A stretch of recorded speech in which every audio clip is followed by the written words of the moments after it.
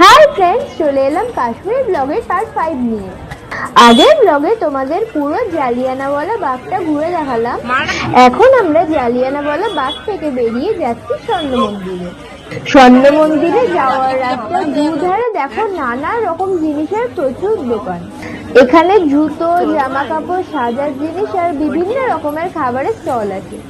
Jallianwala bug থেকে পায়ে হেঁটে 5 মিনিটের রাস্তা হচ্ছে স্বর্ণ মন্দির, গোল্ডেন টেম্পল। জায়গাটা খুব সুন্দর করে সাজানো রয়েছে। এখন বাজে দুপুর 3টে। আমরা এখন স্বর্ণ মন্দিরে যাচ্ছি। আমরা আবার স্বর্ণ মন্দির ঘুরে জালিয়ানওয়ালা বাগে যাব সন্ধ্যে 6টার সময়, কারণ আমরা জানতে পারলাম জালিয়ানওয়ালা বাগে সন্ধ্যে 6টার সময় খুব সুন্দর একটা লেজার লাইট শো হয়। এটা পুরোটা তোমাদের দেখাবো। স্বর্ণ মন্দিরে যাওয়ার রাস্তাটা দেখো কত পরিষ্কার আর পুরো টাইলস বিছানো আছে। আবার রাস্তার মধ্যখানে বসার জায়গাও বানানো আছে। স্বর্ণ মন্দিরে প্রবেশ করার কিছু নিয়ম আছে। এখানে ঢোকার জন্য মেয়েদেরকে মাথায় ওড়না বাঁধতে হয় আর ছেলেদেরকে মাথায় রুমাল বাঁধতে হয়। তাই জন্য বাবা আর কিছু এখন গেল মাথায় রুমাল কিনতে। এই দেখো কথা বলতে বলতে আমরা পৌঁছে গেছি স্বর্ণ মন্দিরের মেন গেটে।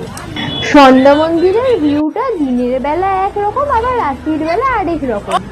এই সুন্দর মুহূর্তটাকে মনে রাখার জন্য আমরা কয়েকটা সেলফি নিয়ে নিলাম। এখানে এখন প্রচুর ভিড়, সারা বছর প্রচুর টুরিস্ট এখানে ঘুরতে আসে। জায়গাটা সত্যি অসাধারণ সুন্দর আর পরিষ্কার। মন্দিরে ঢোকার আগেই আছে জুতো রাখার ঘর, যেখানে জুতো খুলে রাখা হয়। আমরা সবাই আমাদের জুতো খুলে রেখে দিলাম। এরপরে আমরা যাচ্ছি মন্দিরের মেন গেটের দিকে। মন্দিরের বাইরের চারধারটা দেখো পুরো সাদা মার্বেল দিয়ে বাঁধানো, কোনো জায়গায় এক ফোঁটাও ময়লা নেই। মন্দিরের বাইরের চারধারটা দেখো পুরো টাইলস লাগানো আছে। মন্দিরের সামনে দাঁড়িয়ে এই সুন্দর মুহূর্তটাকে আমি আর মাম ক্যামেরা বন্দি করে নিলাম। মন্দিরের চারধারে এত মানুষ থাকতেও মন্দিরের পরিবেশটা একদম শান্ত। আমার এই পরিবেশটা খুব সুন্দর লাগছে।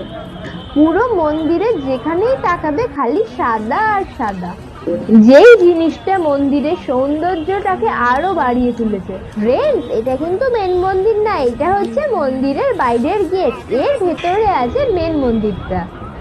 এই মন্দিরে ঢোকার আরেকটা নিয়ম হচ্ছে মন্দিরের সামনে জল আছে, সেখানে পা ধুয়ে তারপরে মন্দিরে প্রবেশ করতে হয়। মন্দির কিন্তু সব সময় খোলা থাকে, তোমরা যদি আসতে চাও যখন খুশি আসতে পারো। দেখো মন্দিরের সামনে লাল কার্পেট বেছানো আছে। আমরা জলে পা ধুয়ে লাল কার্পেটে মুছে মন্দিরের ভেতরে ঢুকে গেলাম। ফাইনালি আমরা পৌঁছে গেছি স্বর্ণ মন্দিরে। ওই দেখো মন্দিরটা দেখা যাচ্ছে। স্বর্ণ মন্দিরের এই স্বর্ণ মুহূর্তটাকে ধরে রাখার জন্য আমি মন্দিরের এই দাদাটার সঙ্গে একটা ফটো তুলে নিলাম। অনেক অপেক্ষার পরে ফাইনালি আজ আমাদের চোখের সামনে স্বর্ণ মন্দির দেখতে পাচ্ছি। এই মন্দিরটার আরেকটা বৈশিষ্ট্য হচ্ছে যে একটা বড় সরোবর, তার মধ্যখানে এই মন্দিরটা অবস্থিত আর এই মন্দিরটার চারিদিকে জলে ঘেরা। এই মন্দিরটাকে গোল্ডেন টেম্পল এই জন্যই বলা হয় কারণ মন্দিরটা পুরো সোনা দিয়ে মোড়া। এই সুন্দর মুহূর্তগুলোকে সারা জীবন ধরে রাখার জন্য আমরা এগুলোকে ক্যামেরাবন্দি করে নিলাম। এই পুরো স্বর্ণ মন্দিরটা অনেক বড় জায়গা জুড়ে তৈরি হয়েছে।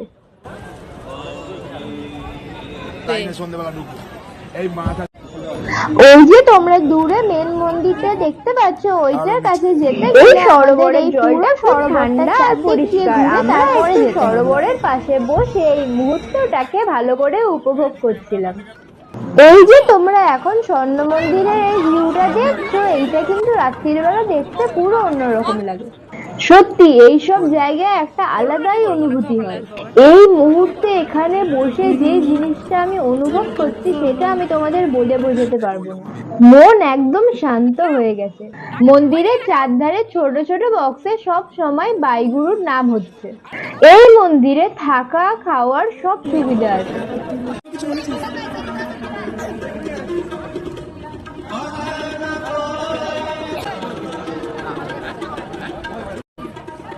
সবাই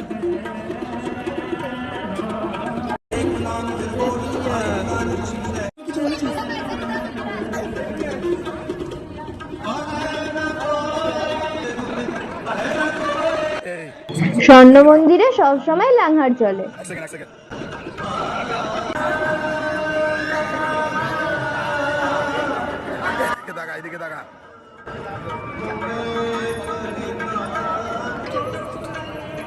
লাংহার মানে হচ্ছে যেখানে 24 ঘন্টা ভোগ খাওয়ানো হচ্ছে। বাইগুরুর প্রসাদ হচ্ছে হালুয়া। এখন 5টা বেজে গেছে, এবার আমরা আবার স্বর্ণ মন্দির থেকে জালিয়ানওয়ালা বাগের দিকে যাব, কারণ 6টার সময় ওখানে লেজার লাইট শোটা হবে, যেটা আমি তোমাদের পুরোটা দেখাবো। এবারে মন্দির থেকে বেরিয়ে আমরা জুতো ঘর থেকে আমাদের জমা দেওয়া জুতোগুলো নিয়ে নিলাম। স্বর্ণ মন্দিরে বা এর আশেপাশে অনেক জায়গাতেই ভোগ খাওয়ানো হয়। এখানে ভোগ মানে হচ্ছে রুটি হালুয়া বা পুরি হালুয়া। ফ্রেন্ডস, এখানে আরেকটা জিনিস দেখলাম যে আমাদের জমা দেওয়া জুতোগুলো এখানে ভালো করে মুছে পালিশ করে তারপর আমাদের ফেরত দিচ্ছে। এটাকে সেবা করা বলে। অনেক লোকে নিজের ইচ্ছায় এটা করছে, এই জন্য কিন্তু তারা কোনো টাকা নেয় না। এরকমই অনেকে এখানে আছে যারা নিজের ইচ্ছায় মন্দির পরিষ্কার করছে, ঝাড় দিচ্ছে এবং লঙ্গর হলে খাবার বিতরণ করছে। এইগুলো সবই হচ্ছে মানুষের সেবার মাধ্যমে বাইগুলোর সেবা করা। কথা বলতে বলতে সূর্য ডোবার মুহূর্তটাকে দেখো কি সুন্দর লাগছে। কলকাতার থেকে এখানে অনেক টুরিস্ট আসে, আমাদের অনেকের সাথে দেখা হলো, কথা হলো। আমার জন্য কেউ দাঁড়ায় না। আমি এখানে এসে দেখলাম এখানে খুব সুন্দর সুন্দর জুতো পাওয়া যায়। আমি তোমাদের জুম করে দেখাচ্ছি। দেখো জুতোগুলোর মধ্যে কি সুন্দর কাজ দিয়ে ডেকোরেশন করা আছে। কালারফুল বেলুন গুলোকে দেখো কি সুন্দর লাগছে। হাঁটতে হাঁটতেই আমরা চলে এলাম জালিয়ানওয়ালা বাগের গেটে। এবার আমরা ঢুকছি জালিয়ানওয়ালা বাগের ভেতরে। এবার তোমাদের পুরো শোটা দেখাচ্ছি। এই দেখো শহীদ জ্যোতি, এটা সব সময় জ্বলছে। আমরা একটুখানি ওয়েট করে নিচ্ছি, কারণ 6টা বাজলেই শোটা শুরু হবে।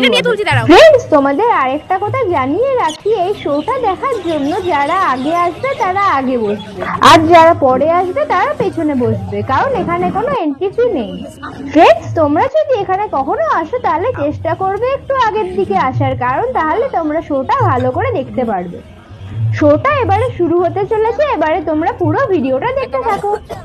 পুরো লেজার শোটা একটা ভিডিওতে কভার করা সম্ভব নয়, তাই জন্য তোমরা আমার চ্যানেলের পরের ভিডিওগুলোতে চোখ রেখো।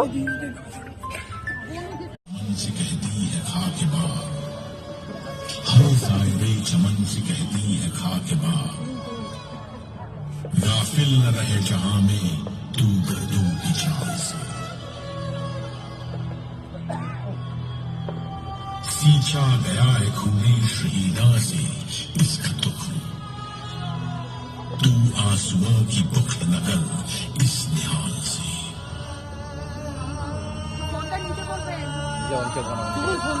उस विसाखी दे दिन जो लोग इस बाग विच शहीद हुए सन, उन्हें सिख सन न हिंदू न मुसलमान।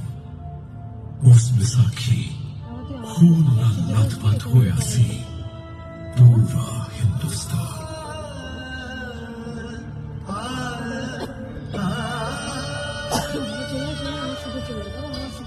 ओ अमृतसर विच 13 अप्रैल 1919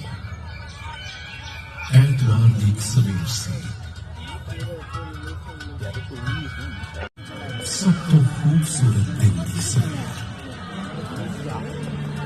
जब सारा पंजाब विसाखी दिया खुशियां मनाया सी। पता नहीं किन्ने श्रद्धालु हरिमंदिर साहब के दर्शन कर ਅਤੇ ਖਾਲਸਾ ਪੰਥ ਦਾ ਸਥਾਪਨਾ ਦਿਵਸ ਮਨਾਉਣ ਆਏ ਹੋਏ ਸੀ।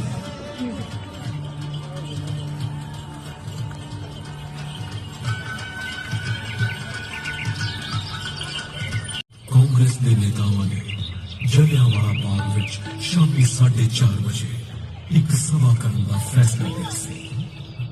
ਉਹਨਾਂ ਦਾ ਇਰਾਦਾ ਡਾਕਟਰ ਸਤਿਆਪਾਲ ਅਤੇ ਡਾਕਟਰ ਕਿਚਲੂ ਦੀ ਰਿਹਾਈ ਅਤੇ ਕਾਲੇ ਕਾਨੂੰਨ ਦੀ ਵਾਪਸੀ ਦੀ ਮੰਗ ਕਰਨਾ ਸੀ। ਵਿਸਾਖੀ ਦੀਆਂ ਖੁਸ਼ੀਆਂ ਦੇ ਵਿਚਕਾਰ ਜਿਉਂ-ਜਿਉਂ ਦਿਨ ਅਗਾਂਹ ਵਧਿਆ, ਇੱਕ ਛੋਟਾ ਜਿਹਾ ਬੱਚਾ ਟੀਨ ਦਾ ਕਨਸਤਰ ਵਜਾਉਂਦਾ ਹੋਇਆ ਸ਼ਹਿਰ ਦੇ ਕੁਝ ਇਲਾਕਿਆਂ ਵਿੱਚ ਇਹ ਸੁਨੇਹਾ ਦਿੰਦੇ ਹੋਏ ਨਿਕਲਿਆ